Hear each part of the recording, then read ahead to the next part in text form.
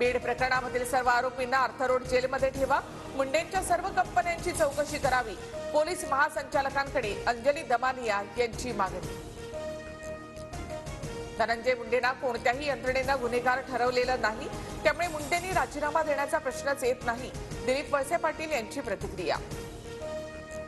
संतोष देशमुख हत्या प्रकरण fast track कोर्टामध्ये चालवावं, आरोपींना फाशी व्हावी, धनंजय मुंडे यांची मागणी। बीड प्रकरणामध्ये वाल्मिक कराडच मास्टरमाइंड, खंडणीमुळे हत्येचा गुन्हा, संदीप क्षीरसागर यांचा आरोप। पुरातत्व विभागाने नेमून दिलेल्या संस्थेकडून भुईकोट किल्ल्याच्या बुरुजावरील रंग काढण्याचं काम सुरू, भुईकोट किल्ल्याचं विद्रुपीकरण थांबवा, हिंदुत्ववादी संघटनांनी दिला होता इशारा।